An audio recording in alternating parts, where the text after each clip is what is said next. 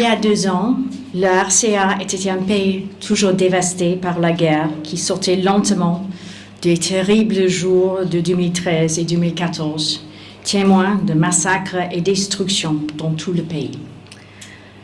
La MINUSCA a assumé ses responsabilités face à des attentes très élevées. Il y a 2 ans, qui aurait pu penser que la RCA pouvait arriver si loin qu'elle pouvait être considérée comme un modèle de bonne pratique électorale pour le reste de la région de l'Afrique centrale. Il y a tant de choses que je pouvais partager avec vous ce soir sur le travail de la mission au cours de ces 2 dernières années. Pendant cette période, la MINUSCA a établi son quartier général et 11 bureaux régionaux pour accomplir notre mandat. Sa force militaire est présente dans plus de 40 bases pour s'assurer qu'elle puisse protéger les civils. Et la force a également pris des actions robustes à plusieurs reprises. Je rappelle personnellement Bria et Bambari en février 2015 et Dekoa en octobre 2015 aussi.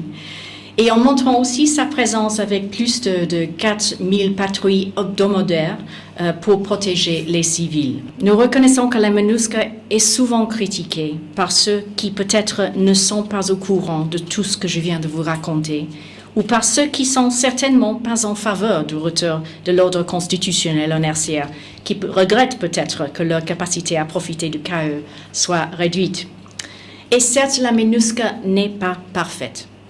C'est pour cela que nous sommes en permanence en train d'apprendre des leçons et d'améliorer le travail que nous faisons.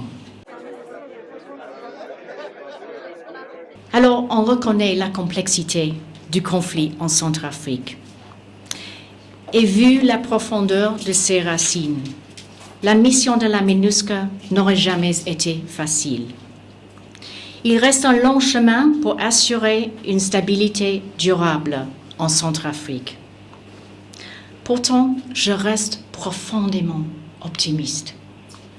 Nous pouvons tous regarder ces 2 années écoulées avec un profond sentiment d'accomplissement. Continuons ensemble. Le chemin est long. Peut-être ça serait de temps en temps difficile, mais on va réussir, j'en suis persuadée.